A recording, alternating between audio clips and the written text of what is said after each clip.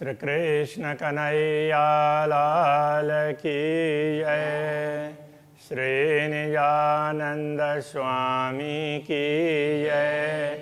श्री प्राणनाथ प्यारे की जय। वर्णन करु रे रूह जी, हके तुम शिर दिया भार। अरस किया अपने दिल को, माहे बैठाओ कर श्रृंगार। माहे बैठाओ कर श्रृंगार। श्री कृष्ण कन्हैया लाल की जय। श्रृंगार ग्रंथ आरंभ होता है। इससे पूर्व सागर ग्रंथ था और उससे पूर्व परिक्रमा। तो ये सारे ग्रंथ एक दूसरे से जुड़े हुए हैं। परिक्रमा से बात करते हैं तो परिक्रमा में परमधाम का वर्णन किया। एक प्रकार से कहें कि भौगोलिक वर्णन। उसमें फिर अक्षरातीत की अलग अलग प्रकार की लीलाएं, उनका वर्णन हुआ। तो उसके बाद में सागर ग्रंथ, तो सागर में ये समझाया कि पूर्ण ब्रह्म परमात्मा का धाम परम धाम, इसका भी कोई पारावार नहीं है और वहाँ के दृश्य उनका भी पारावार नहीं है और अक्षरातीत धामधनी की शोभा है, उसका कोई पारावार नहीं है। सागर कहने से तो ये है जिसका कोई पारावार ही नहीं है और उनको मूल रूप से मूल मिलाव के साथ में जोड़ा कि सारी चीज़ें तो मूल मिलाव में अक्षरातीत धामधनी विराजमान है। राज्य और श्यामा जी ब्रह्मात्माएं, उसी में सब कुछ है। ऐसा करके उन्हीं से ही तो सब है। आखिर धाम परम धाम जो भी है उनसे ही है, इसलिए सारे सागर मूल मिलाव में ही हैं। इस प्रकार से तो उनका अलग अलग रूप में भी समझा दिया और वहीं बैठे बैठे वहीं हैं ऐसा करके भी समझा दिया। और उनका अनुभव करवाने के लिए तो फिर ये ज्ञान की बात कही और प्रेम की बात कही, प्रेम कैसा होता है। फिर संबंध की बात बताई निस्वत, और उसके बाद में कृपा की बात बताई। अब श्रृंगार ये कहना चाह रहे हैं कि श्रृंगार में वैसे तो इसमें बहुत बातें हैं ज्ञान की और सारी रीत भात बहुत कुछ समझाया, बहुत बड़ा ग्रंथ है, किंतु मूल रूप से ये कहना चाह रहे हैं कि ये सारी शोभा पूर्ण ब्रह्म परमात्मा की ही है। तो उनका ही ये सारा श्रृंगार है जो कुछ भी अनुभव कर सकते हैं अखंड का, और ये नश्वर जगत है, ये केवल कल्पना है। इस बात को समझाना चाह रहे हैं। तो अब ये मंगलाचरण आरंभ में ही है। वर्णन करु रे रूह जी, कहते हैं कि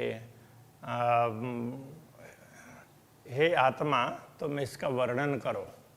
वर्णन करो रे रूह जी, तो आत्मा के लिए कह रहे हैं हे आत्मा तुम वर्णन करो। हके तुम सिर दिया भार, पूर्ण ब्रह्म परमात्मा ने ये दायित्व तुम्हें दिया है। अरस किया अपने दिल को, माए बैठाओ कर श्रृंगार। तो तुम्हारे दिल को तुम्हें नश्वर शरीर दिया और उसके दिल को परमधाम बना दिया। उसमें स्वयं पूर्ण ब्रह्म परमात्मा विराजमान हो गए। इसलिए अब माए बैठाओ कर श्रृंगार, उनको पूरी उनकी शोभा के साथ में उनको अपने दिल में बैठाओ और फिर उनके श्रृंगार का वर्णन करो, उनके स्वरूप का वर्णन करो। तो ये सब पूर्ण ब्रह्म परमात्मा ने तुझे दायित्व दिया है, तुझ पर कृपा की है। आत्मा के लिए कह रहे हैं, अपने आत्मा के लिए। रूह चाहे वर्णन करूं, आत्मा तो चाहती है कि वर्णन करें अखंड स्वरूप की, अखंड स्वरूप का, और इस दुनिया में वर्णन करें, इस माया में। सुपन में सतस्वरूप की किन कई न हक सूरत। किंतु आज तक का इतिहास ऐसा रहा है कि इस स्वप्नबद्ध जगत में किसी ने भी पूर्ण ब्रह्म परमात्मा के स्वरूप की बात नहीं कही है। तो स्वरूप की बात करेंगे तो फिर श्रृंगार की बात आएगी, तो ऐसा कभी हुआ नहीं है। रात दिन बसे हक अरस में, मेरा दिल किया अरस सोए। रात दिन कहने का तात्पर्य सदा सर्वदा। वैसे तो पूर्ण ब्रह्म परमात्मा दिव्य धाम में ही रहते हैं, फिर भी उन्होंने मुझे ये दायित्व सौंपा, तो मेरे दिल में बैठ कर के उन्होंने इस दिल को भी धाम बनाया है। और परम धाम को छोड़ करके बैठे ऐसा नहीं है। जैसे श्री कृष्ण अवतार में भगवान विष्णु वैकुंठ छोड़ करके मृत्यु लोक में आए थे, तो ऐसे पूर्ण ब्रह्म परमात्मा परम धाम छोड़ करके आते हों, ऐसा नहीं है। तो परम धाम के समय के हिसाब से दुनिया में तो लाखों करोड़ों वर्ष बीतेंगे, उसके लिए तो वहाँ तो एक निमेष भी नहीं होता है। ब्रह्मा आत्मा के हृदय में वो ब्रह्मा आत्मा स्वयं को भूल जाती है, दुनिया को देख करके सब कुछ भूल जाती है। जैसे किसी ने किसी उसमें बड़े पर्दे पर कुछ दिखा दिया, कुछ दृश्य, तो उस समय वो किसी को इतना अच्छा लगा, अथवा तो जो भी हो इतना अच्छा लगा, तो उसमें वो कहाँ बैठे हैं, क्या कर रहे हैं, वो सब भूल जाएंगे। तो ऐसे अक्षरातीत पूर्ण ब्रह्म परमात्मा ने ये दुनिया दिखा दी, तो ब्रह्मात्मा सब कुछ भूल करके बैठी है। तो उसके उनके हृदय को भी, ब्रह्मात्मा के हृदय को उन्होंने धाम बना दिया। क्यों न होए मोहे बुझ रखी। हाँ, तो जब मुझे ये दायित्व दिया, सब वर्णन तुम्हें करना है, सदगुरु ने मुझे ये बताया था, तो मुझे ये सब समझदारी क्यों ना हो, तो ये वर्णन करने के लिए ऐसा हुआ न कोई होए। तो अभी तक किसी को ये दायित्व मिला परमात्मा की ओर से, और उसके द्वारा ये काम हुआ हो, ऐसा कोई व्यक्ति दुनिया में नहीं हुआ। कि न कायम द्वार न खोलिया अव्वल से आज दिन। अव्वल का तात्पर्य आरंभ, सृष्टि के आरंभ से लेकर के अभी तक किसी ने भी अखंड के द्वार खोल करके स्पष्ट ये अखंड धाम है ऐसा करके किसी ने नहीं बताया। सब ने अखंड है, ऐसा करके वो दूर है ऐसा बता दे, जैसे सूर्य है, चंद्रमा है, ऐसा करके। कोई वहाँ जा करके देख करके बता दे ना कि ये चीज़ ऐसी है, तो ऐसा तो नहीं हुआ। इस प्रकार से तो वो बता रहे हैं कि दूर से तो ये है वो है ऐसा बता दें, लेकिन वहाँ जा कर के देखे तो अनुभव होगा ना, तो ऐसा नहीं है। तो ये शोभा मुझे दी है, मुझे दायित्व दिया है, ये बताना चाह रहे हैं। कि न कायम द्वारा न खोले अव्वल से आज दिन, जो कोई बोलिया सो फनामी ने। जो किसी ने यदि अखंड की बात बताई, वो भी नश्वर जगत में बताई, उसको देख करके नहीं। कि न पाया न बकावत, न अखंड को यथार्थ में किसी ने पाया नहीं, तो दूर से है ये बताया, किंतु उसको देख करके बताने वाले ऐसे कोई नहीं मिले। अरस बका हक वर्णन सो बीच फना जिमी क्यों होए। इसलिए इस नश्वर जगत में अखंड का वर्णन नहीं हो पाया। अव्वल से आज दिन लगे, बका शब्द न बोलिया कोई।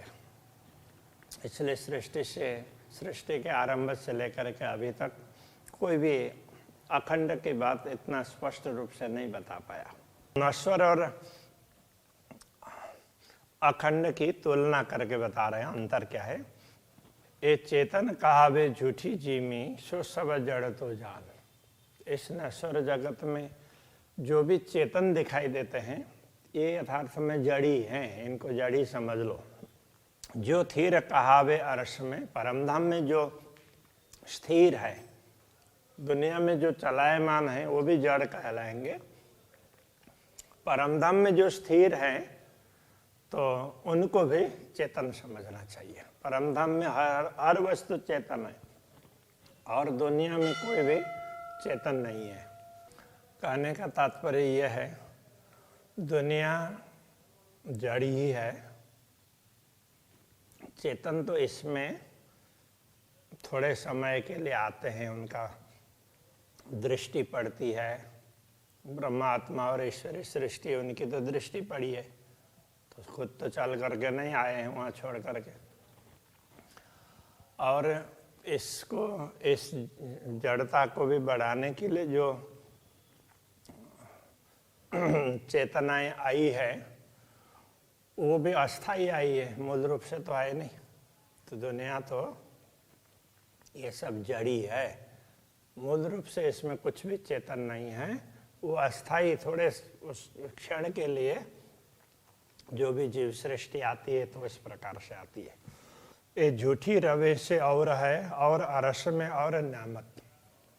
दुनिया की रीत भात इसलिए झूठे हिसाब से अलग प्रकार की है, और परमधाम की रीत भात अलग है। तो परमधाम को समझने के लिए पहले परमधाम की रीत भात को समझना होगा। एक या निमुना अरस जानने पर बने न तफावत। ये उदाहरण जो दे रहे हैं दुनिया का, परमधाम को समझाने के लिए बता रहे हैं। किंतु ये अंतर बताना, तफावत का तात्पर्य अंतर बताना भी ऐसे तो बनता नहीं है, क्योंकि ये तो कुछ है ही नहीं।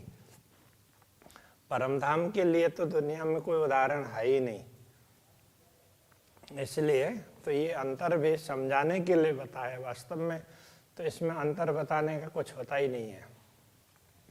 सतलोक मृतलोक दो कहे, और स्वर्ग कया अमृत। तो दुनिया में सत्यलोक, उसको तो अखंड मान दिया, और मृतलोक को मृत्यु होता है इसलिए वो नाशवान मान लिया, और स्वर्ग कया अमृत, स्वर्ग को भी अमर मान दिया, क्योंकि स्वर्ग में भी कोई मरते नहीं है। जब सारा स्वर्ग ही नाश हो जाता है तो फिर कहाँ चले जाएंगे। तो वो क्या है कि मृत्यु लोक में जो रात दिन मरना जीना होता है, तो उससे स्वर्ग में फर्क है। उस बात को समझना जरूरी है, किंतु सामान्य लोगों को ये मालूम है स्वर्ग में मरते नहीं है, अमृत पिया तो अमर हो जाएंगे। इसलिए सुखदेव जी के सामने भी देवता लोग अमृत लेकर के आए थे। इसको तो राजा परीक्षित को तो मृत्यु का भय है, तो ये अमृत पिला दीजिए, तो उसको मृत्यु का भय नहीं रहेगा। और आप जो अमृत पिला रहे हैं वो हमें पिला दीजिए, वो बताने के लिए आए थे। जो नीके किताबें देखिए तो ये सब उड़े से असत। यदि इन्हीं दुनिया में जो प्रचलित धर्म ग्रंथ हैं, उन्हीं ग्रंथों को यदि भली भांति विचार करें, उसका तलस्पर्शी अध्ययन करेंगे, तो पता चलेगा कि ये जो जिसको सतलोक कह रहे हैं, जिसको अमर कह रहे हैं, स्वर्ग को और मृत्यु लोक, के सारे नाश होने वाले हैं। इन्हीं ग्रंथों में बताया है। इन झूठी जिमी में कहता हूँ साँच झूठ है दोए। इस झूठी जिमी में भी कह रहे हैं साँच और झूठ। यहाँ भी कुछ वस्तुएं काफ़ी देर तक टिकने वाली होती है, इसलिए वो सत्य जैसी लगती है, और जो कुछ चीज़ें हैं क्षण क्षण में बदलती रहती है, इसलिए वो असत्य जैसी लगती है। अब आगों अर्श के देखिए तब इनमें न साचा कोई। तो परमधाम की दृष्टि से देखा जाएगा तो दुनिया में कोई भी सत्य नहीं है। दुनिया की दृष्टि से देखेंगे तो कुछ सत्य लगता है और कुछ असत्य लगता है। परमधाम की दृष्टि से देखेंगे तो कुछ भी सत्य नहीं है। अरस हमेशा कायम, परमधाम तो अखंड है, सदा सर्वदा। ये दुनी न तीनों काल, दुनिया का अस्तित्व तीनों काल में नहीं है। हुआ है ना होए सी, तो क्यों दीजिए अरस मिसाल।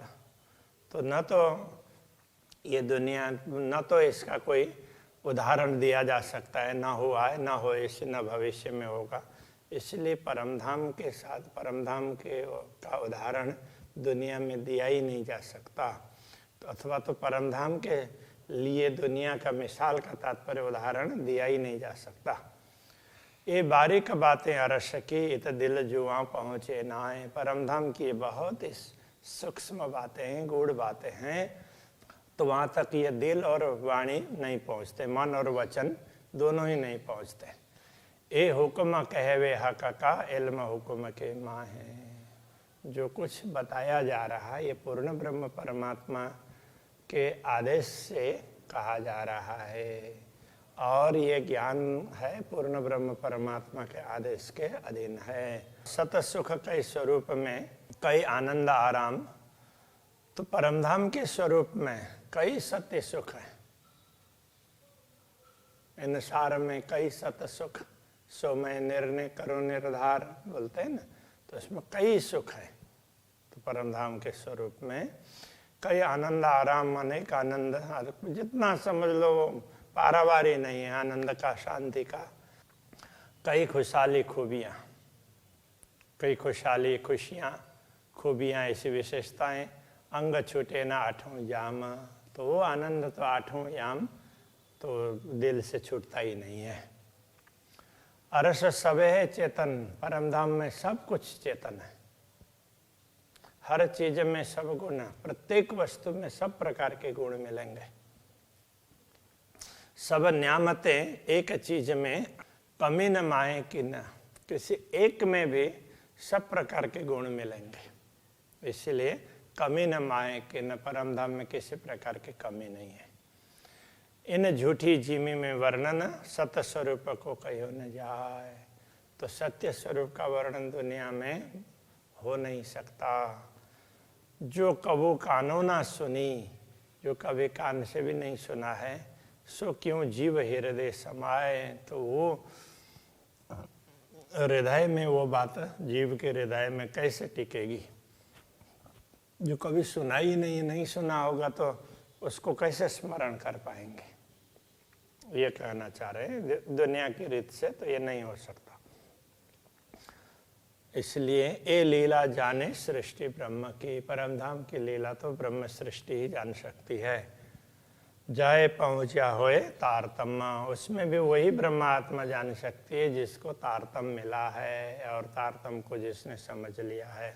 ये दृष्टि पूर्ण तब खुले जाए अबल आखर इलम, जब ये दृष्टि पूरी खुल जाती है, ये दृष्टि पूर्ण तब खुले तो जाए अव्वल आखर इलम, तो जिसको अव्वल का तात्पर्य आरंभ, तो सृष्टि के आरंभ से लेकर के सृष्टि के आरंभ का ज्ञान भी जिसको प्राप्त हुआ हो, तो अभी तक जो परंपरागत रूप से चल रहा है, और इन कहने का तात्पर्य धर्म ग्रंथों का ज्ञान भी हो, और उन धर्म ग्रंथों का रहस्य खोलने के लिए तारतम ज्ञान आखिर में आया है, तो उस ज्ञान का भी जिसको पता हो तो वो इन सारे रहस्यों को बता सकते हैं। ये कहना चाह रहे हैं, उनकी दृष्टि खुल जाती है तो वो उसको परमधाम का वर्णन कर सकते हैं। तो ये ब्रह्मात्माओं को शोभा दी है। कहे वेद वैराट कछुए नहीं, यथार्थ में देखो तो वैदिक ग्रंथों में कहा है कि विराट कुछ भी नहीं है। जैसे आकाश फूल, ये सारा ब्रह्मांड, जैसे आकाश का फूल बोल देते हैं, तो आकाश में फूल होता ही नहीं है, तो बोलने के लिए बोल दिया, कुछ नहीं है ये कहने के लिए बताया।